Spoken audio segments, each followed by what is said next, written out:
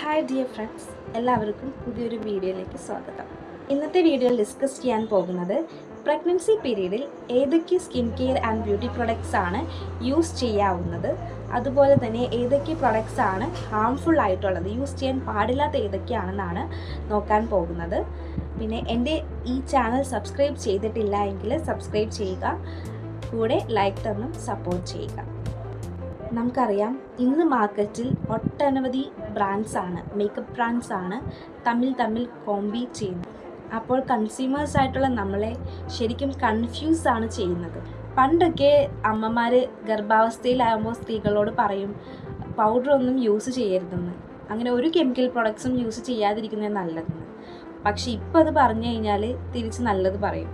കാരണം ഒരു ഡെയിലി തന്നെ ഓരോ സ്ത്രീകളും ഒരു ലിസ്റ്റാണ് പ്രൊഡക്ട്സ് യൂസ് ചെയ്യുന്നത്.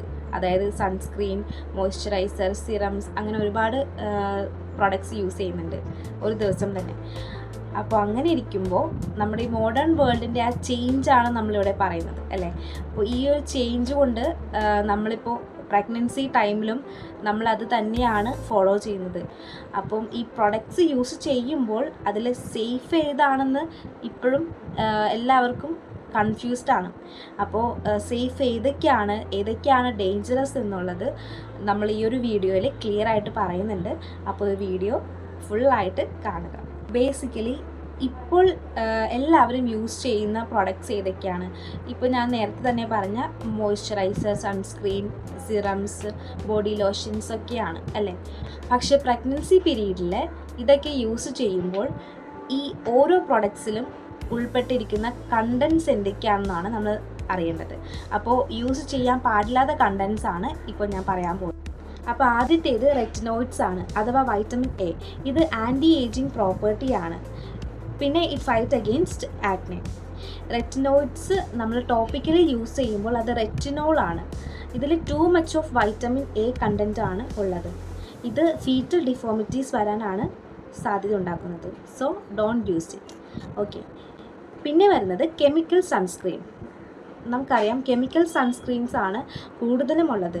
ഇതിൽ ഓക്സി ബെൻസോൺ എന്ന് പറയുന്ന ഒരു അൾട്രാവയലറ്റ് ഫിൽറ്റർ ആണ് നമുക്ക് ഡിഫോമിറ്റീസും ലോങ് ടേം ആയിട്ടുള്ള ഹാംഫുൾ ആണ് വരുത്തുന്നത്. അപ്പോൾ ഇതും യൂസ് ചെയ്യാതിരിക്കുക.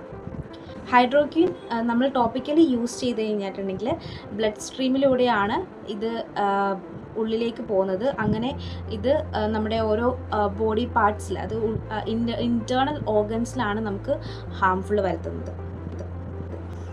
അടുത്തത് വരുന്നത് പാരബൻസ് ആണ്. പാരബൻസ് എന്ന് പറയുന്നത് കോസ്മെറ്റിക്സിൽ യൂസ് ചെയ്യുന്ന ഒരു പ്രിസർവേറ്റീവ് ആണ്. കേടുപാടുകളൊന്നും വരാതെ സൂക്ഷിക്കുന്ന ഒരു കണ്ടൻറ്റാണിത്. ഇത് യൂസ് ചെയ്തിട്ടുണ്ടെങ്കിൽ നമ്മുടെ ഗർഭാവസ്ഥയിൽ ബേബിയുടെ വെയിറ്റ് ഇൻക്രീസ് ആകും. അതുപോലെ അതിനെ തുടർന്ന് പ്രീ ടേം ഡെലിവറി ആകാനും ചാൻസ് ഉണ്ട്. അപ്പോൾ അതുകൊണ്ടാണ് ഇത് യൂസ് ചെയ്തതെന്ന് പറയുന്നത്. നെക്സ്റ്റ് വരുന്നത് ടൊല്യൂൺസ് ആണ്.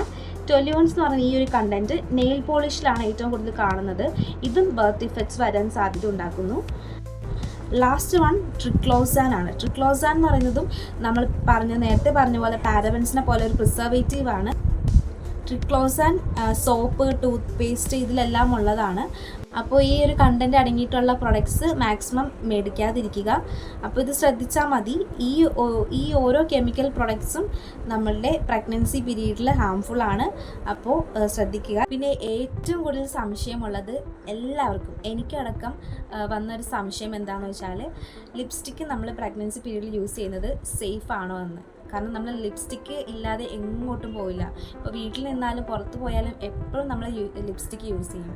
അപ്പോൾ ലിപ്സ്റ്റിക്ക് നമ്മൾ ചൂസ് ചെയ്യുമ്പോൾ ലെഡ് അടങ്ങിയിട്ടുള്ള ലിപ്സ്റ്റിക്കുകൾ മേടിക്കാതിരിക്കുക. നമ്മൾ ലിപ്സ്റ്റിക്ക് മേടിക്കുമ്പോൾ ലെഡ് അടങ്ങിയിട്ടില്ലാത്തത് മേടിക്കണം. അപ്പം അങ്ങനെ ഉള്ള ബ്രാൻഡ്സുകളുണ്ട്. അതായത് മേബിലിൻ, മാക്ക്, റെവ്ലോൺ, ഇതെല്ലാം നമുക്ക് യൂസ് ചെയ്യാവുന്നതാണ്. വീഡിയോയുടെ കൂടെ തന്നെ ഏതൊക്കെയാണ് പ്രഗ്നൻസി പീരീഡിലെ വുമന് സേഫായിട്ട് യൂസ് ചെയ്യാൻ പറ്റുന്ന മോയ്സ്ചറൈസർ, സൺസ്ക്രീൻ എന്ന് ഞാൻ പറയാം. അപ്പോൾ ആദ്യത്തെ മിനറൽ സൺസ്ക്രീൻ ആയിട്ട് വരുന്നത് ഗ്യാബിറ്റിൻ്റെ 100% mineral sunscreen SPF 50+. Second one Dot and Key vitamin C+E super bright sunscreen. Third one ന്യൂട്രോജനയുടെ ultra shade brighted sunscreen and no white cast.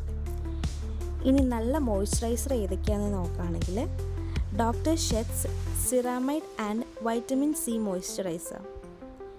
Second one, Nutriderm Moisturizing Lotion. Third one, Cetaphil Moisturizer. ഇനി good serums ഏതാണെന്ന് നോക്കാം. Dot and Key 10% vitamin C plus E serum and 5% niacinamide. Second one, Minimalist multi peptide 10% serum. And last one, Mamaearth rice water dewy active serum. നമ്മൾ ഈ pregnancy പീരീഡിൽ എല്ലാം ശ്രദ്ധിച്ച് ചെയ്യുക. അപ്പോൾ സേഫായിട്ട് തന്നെ എല്ലാവരും ഇരിക്കുക. ഓക്കെ, അപ്പോൾ ഈ വീഡിയോ ഇഷ്ടപ്പെട്ടിട്ടുണ്ടെങ്കിൽ ലൈക്ക് ചെയ്യുക, സബ്സ്ക്രൈബ് ചെയ്യുക. Thank you.